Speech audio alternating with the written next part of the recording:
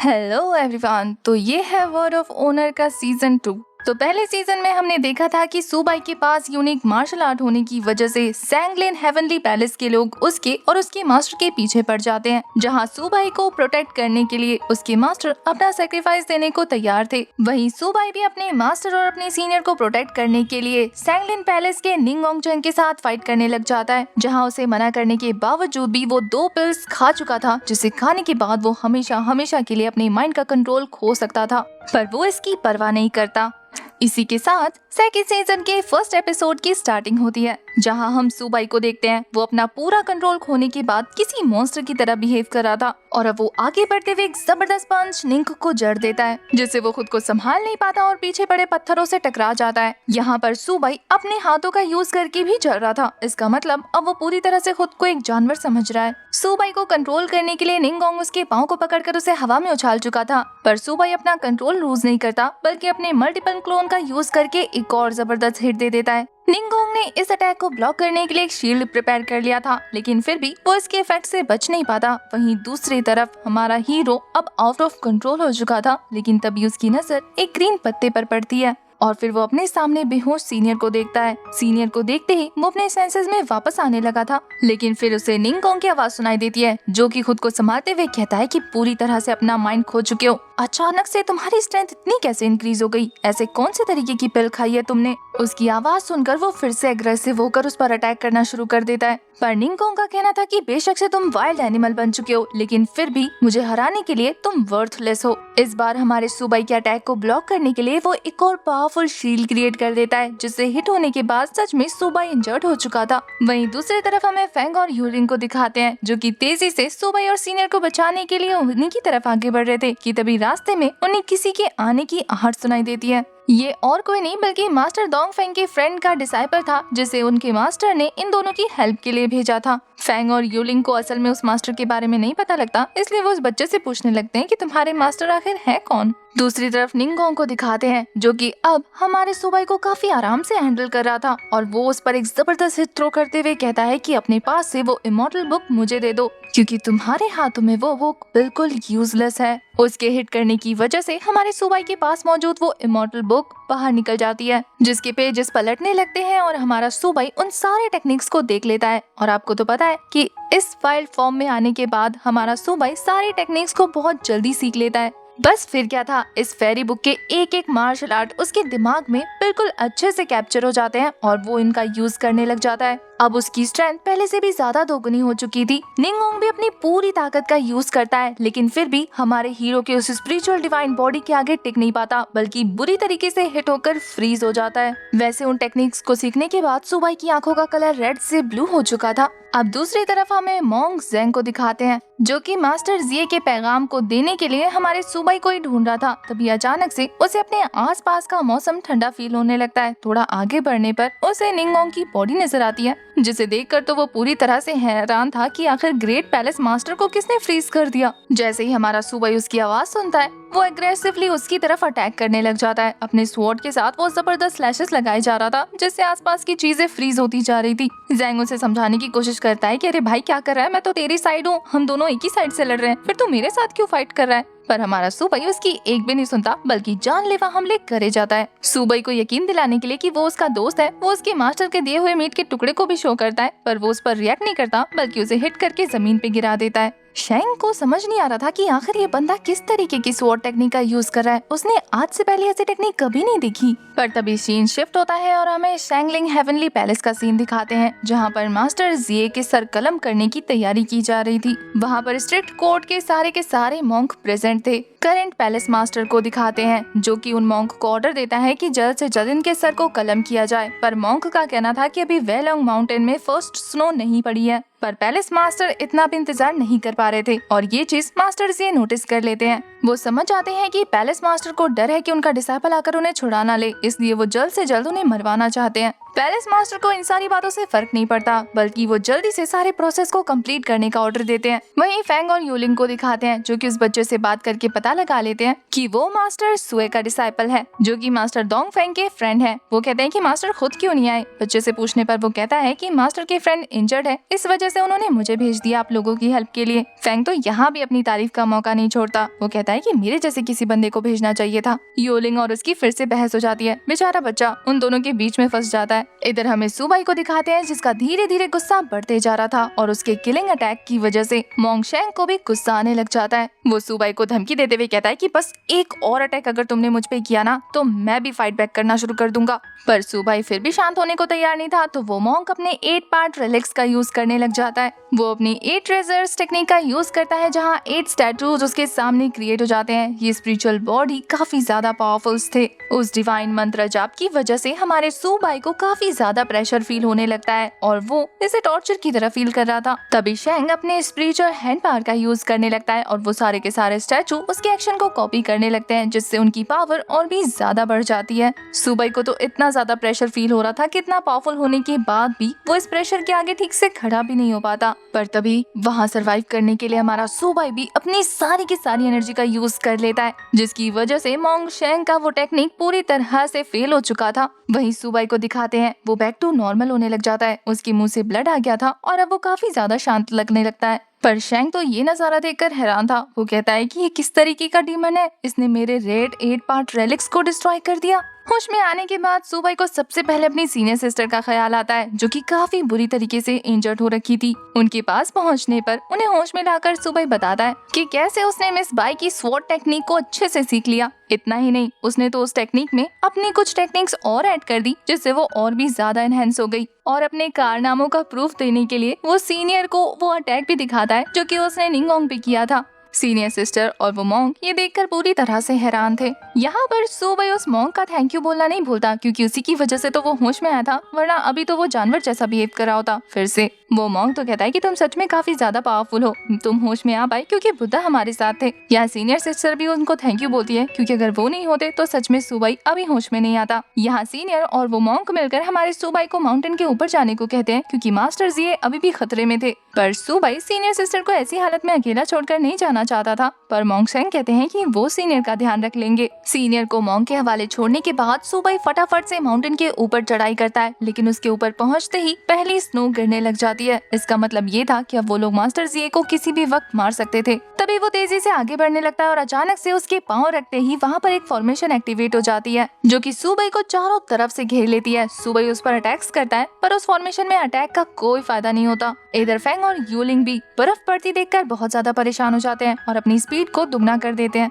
वहीं यहाँ current palace master का कहना था कि मैं चाहता था कि तुम्हारा डिसाइबल मरने से पहले तुम्हारे सामने आ जाए, लेकिन अफसोस अब तुम्हारी उसे देखने की इच्छा कभी पूरी नहीं होगी। ये बोलने के बाद वो मॉन्क्स को ऑर्डर देता है और वो तेजी से लेवर खींच देते हैं, जिससे स्वॉर्ड हमारे मास्टर जी की गर्दन उड़ाने ही वाला था कि तभी मास्टर हेलियन अपनी स्वॉर्ड का यूज करके लिवर की चेन को बीच में ही रोक देते हैं। उनके ऐसा करने से पहले हमें आसमान में फायरवर्क्स दिखाते हैं। ऐसा लग रहा था जैसे कि वो किसी इशारे का वेट कर रहे हो। पैलेस मास्टर ये देखने के बाद कि हेलियन अपने दोस्त की मदद कर रहा है, वो कहते हैं कि मैंने सालों से इस दिन का इंतजार किया था, तुम इस तरीके से मेरे प्लान को खराब नहीं कर सकते। पर मास्टर हेलियन का भी कहना था कि मैं अपने सालों की दोस्ती इस तरीके से बर्बाद नहीं कर सकता, और वो अपनी पावर रिलीज करके शो कर देते हैं कि वो मास्टर जी के साथ है। मास्टर जी को पहले से ही पता था कि उनका दोस्त उन्हें कभी अकेला नहीं छोड़ेगा। वहीं यहाँ करेंट पैलेस मास्टर के ऑर्डर पर सारे डिसाइपल तेजी से उन पर हमला करना शुरू कर देते हैं और वहीं पैलेस मास्टर खुद मास्टर जी पर अटैक करना शुरू कर देते हैं। इधर सुबाई को दिखाते हैं जो अपनी सारी टेक्निक का यूज करके उस बैरियर पर हिट दे रहा था, लेकिन मजाल उस बैरियर पर जरा सी भी खरोच आती, वो तो सारे अटैक्स को एब्जॉर्व कर लेता है। सुबाई को समझ नहीं आता कि वो इस फॉर्मेशन से कैसे आजाद हो। तभी दूसरी तरफ हमें फैंग की बग्गी को दिखाते हैं, उसे सीनियर और मॉन्क दोनों ही मिल गए थे। वहीं दाओजुन छोटा बेबी वो अपनी लिमिटेड स्पिरिचुअल पावर का यूज करके हमारी सीनियर सिस्टर को हील कर देता है जितना वो कर सकता था। अभी के लिए वो ठीक थी और वो सभी मिलकर हमारे सुबाई तक पहुंच जाते हैं। उन्हें देखकर सुबाई खुश हो गया था, पर वो उन सभी को अपने पास आने से मना कर देता है, ये कहते हुए कि अगर आप लोग भी इस फॉर्मेशन के पास आए तो आप लोग भी ट्रैप हो जाओगे।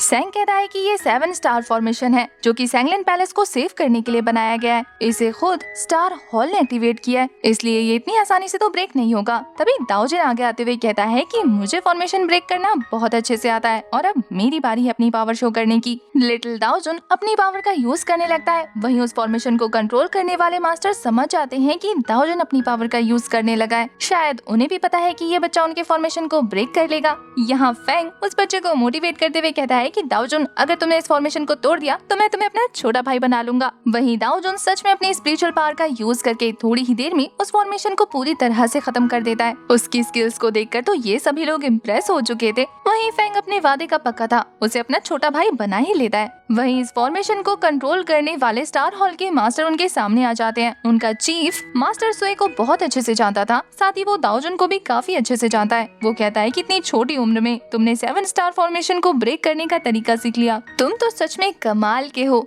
वहीं स्टार हॉल चीफ को इन सभी की तारीफ करता देखकर उनके बाकी सारे 6 ग्रेट मास्टर्स उनके खिलाफ हो जाते हैं और वो वहाँ पर चीफ के साथ मिलकर इन सभी को मारने वाले थे। चीफ समझ आते हैं कि ये सभी लोग और किसी के साथ नहीं बल्कि निंगोंग के साथ मिल चुके हैं। चीफ उन्हें याद दिलाते हैं कि वो इमॉर्टल क्यों बने थे, लेकिन फिर भी उन पर इन बातों का कोई असर नहीं होता, बल्कि वो धीरे धीरे अपनी फॉर्मेशन एक्टिवेट करना शुरू कर देते हैं। जहाँ चीफ भी अपनी पावर का यूज कर रहे थे, पर ये फॉर्मेशन एक्टिवेट होना शुरू हो चुका था। इधर दूसरी तरफ मोंग शेंग को दिखाते हैं, जो कि हमारे सुबई को बताता है कि उनके पास एक सीक्रेट पैसेज है जिसके जरिए वो तेजी से शैंगलिंग पैलेस पहुंच सकते हैं। इतना सुना था कि हमारी सीनियर सिस्टर कहती है कि मैं भी जाऊंगी। पीछे से योलिंग कहता है कि मुझे भी ऐड कर लेना। अब इन सारे सोल्जर्स को कौन रोकता, जो कि उनके जान के प्यासे बने हुए थे। इसे रोकने वाले थे स्टार हॉल मास्टर, हमारा फैंग और वो छोटू दाओजिन। ये सभी लोग अपनी पावर का यूज करके उन गार्ड्स को रोकने लग जाते हैं और पीछे से ये चारों निकलने की कोशिश कर रहे थे, लेकिन बाकी सारे गार्ड्स इन्हें घेर लेते हैं, जिन्हें देखकर हमारा फैंग अपने स्वॉर्ड स्किल्स का यूज करता है, जहां उसकी अल्टीमेट विंड टेक्निक काफी जबरदस्त स्लैश लगाकर उन सभी सोल्जर्स को रास्ते से हटा चुकी थी।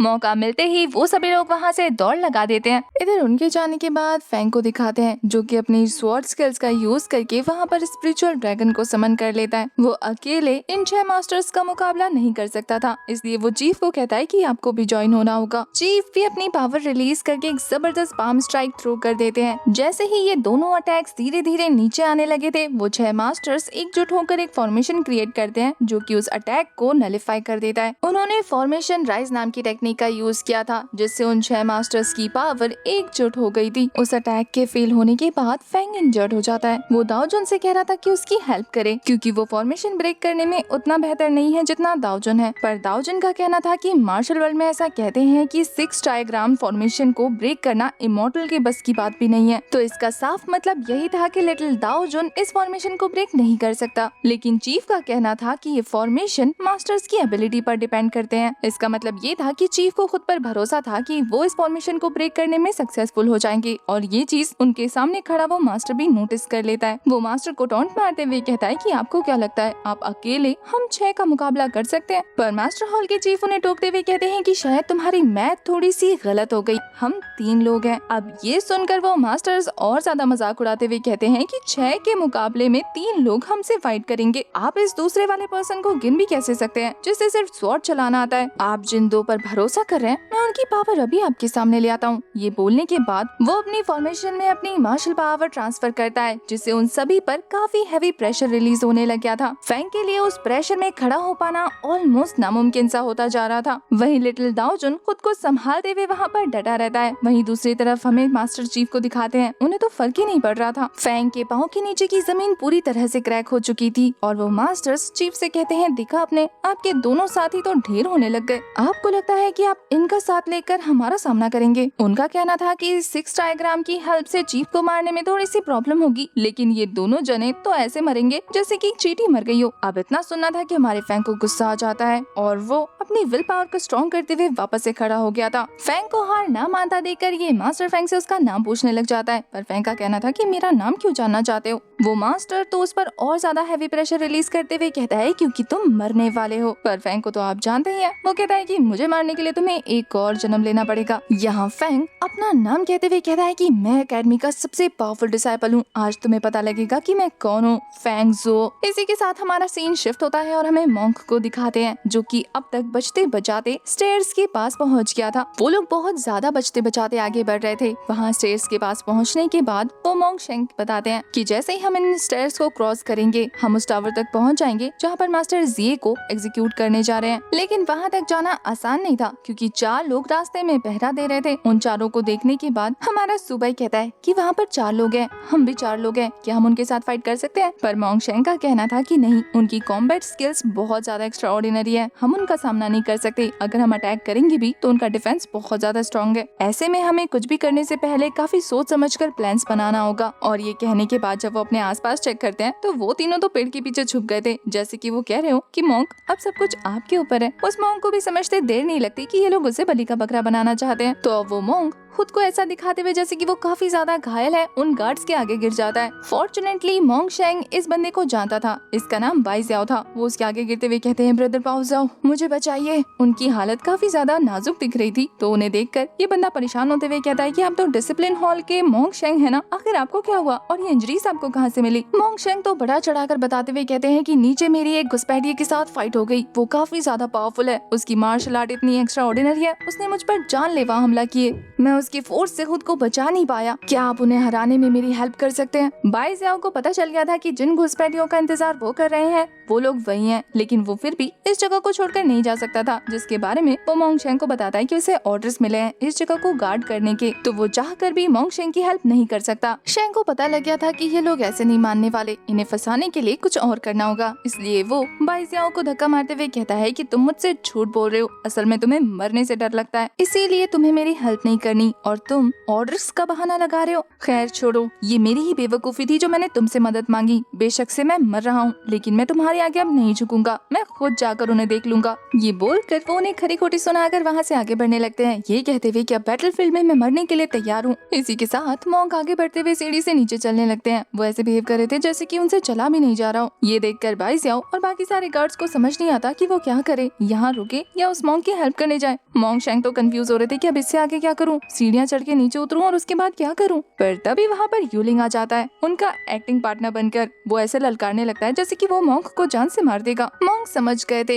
एक से भले दो, अब इन गार्ड्स को बेवकूफ बनने से कोई नहीं रुक सकता। वो उसके साथ फाइट करना जारी रखते हैं, वो भी नकली वाला, जहाँ यूलिंग उठा कर बेचारे मोंग्स को पटक रहा था, ऐसे दिखाने के लिए जैसे कि वो सच में उनसे ज्यादा पावरफुल है। बाई ज़ियाओ जब दूर से मोंग को लड़ते हुए देखता है तो वो समझ जाता है कि उसे जाना ही होगा, ऐसे रुककर वो अपने सामने इन्हें मरता हुआ नहीं देख सकता वरना सिचुएशन खराब हो जाएगी। तो बाई ज़ियाओ एक गार्ड को वहाँ पहरेदारी करने को छोड़कर 2 गार्ड के साथ निकल जाता है मोंग को बचाने के लिए। वहीं यहाँ पर हाथ लगाकर सुबाई और सीनियर्स यही कह रहे थे कि ये मोंग तो सच में बहुत अच्छा एक्टर है। वो लोग इस इकलौते बच्चे गार्ड को मार कर बेहोश कर देते हैं और फिर खुद सीढ़ियों से ऊपर जाने लगते हैं। ऊपर हमें मास्टर हेलियान दिखाते हैं जो कि अपनी पावर का यूज करके उन सभी गार्ड्स को रोकने की कोशिश कर रहे थे जो मास्टर जिए को मारना चाहते थे। मास्टर हेलियान को गार्ड्स को आराम से हराता देखकर करंट पैलेस मास्टर भी अपनी पावर रिलीज करके उन पर एक जबरदस्त अटैक थ्रो कर देते हैं, जिसे मास्टर हेलियान ने बड़े आराम से ब्लॉक कर लिया था और पीछे से गार्ड्स भी उन पर हमला कर रहे थे। पर वो जैसे ही अपनी जोरदार एनर्जी रिलीज करते हैं वो सारे गार्ड्स दूर हट जाते हैं। यहाँ करंट पैलेस मास्टर का कहना था कि एक इमॉर्टल बुक मेरा सपना है और तुम उस सपने के बीच में आखिर क्यों फंस रहे हो? तुम जानते हो यहाँ ऑलरेडी काफी मेस क्रिएट हुआ है, तुम्हें बीच में आने की कोई जरूरत नहीं थी। ये बोलने के बाद वो मास्टर हेलियान को काफी बुरी तरीके से फेंक कर पीटना शुरू कर देते हैं। मास्टर हेलियान की ऐसी हालत देखने के बाद मास्टर जिए उन्हें यहाँ से भागने को कह रहे थे पर वो अपने दोस्त को छोड़कर जाने को तैयार नहीं होते। वहीं दूसरी तरफ करंट पैलेस मास्टर को दिखाते हैं जो कि गुस्से में मास्टर हेलियान को हिट देते हुए कहते हैं कि आज कोई भी यहाँ से बचकर नहीं जाएगा। अब इससे पहले कि वो मास्टर हेलियान को मारने के लिए एक जानलेवा अटैक थ्रो कर पाते तभी वहाँ पर डिसिप्लिन हॉल के चीफ मॉन्क अपनी पावर रिलीज करके उन्हें एक स्ट्राइक पाम देते हैं जिससे हिट होने की वजह से पैलेस मास्टर डिस्ट्रैक्ट हो गए थे और दूसरी तरफ वो ब्लेड जिसे मास्टर जिए की गर्दन पर लटका के रखा हुआ था वो भी वहाँ से दूर गिर जाता है और मास्टर जिए सेफ हो जाते हैं। बचने के बाद मास्टर जिए मॉन्क को थैंक यू बोल रहे थे उनकी हेल्प करने के लिए। उन सभी को यूनाइटेड देखने के बाद पैलेस मास्टर कहते हैं कि ऐसा लगता है जैसे कि मैं एक अनसक्सेसफुल पैलेस मास्टर बन के रह गया हूँ, लेकिन मैं अपने सपनों पर गिव अप नहीं करने वाला। आज तुम सभी लोग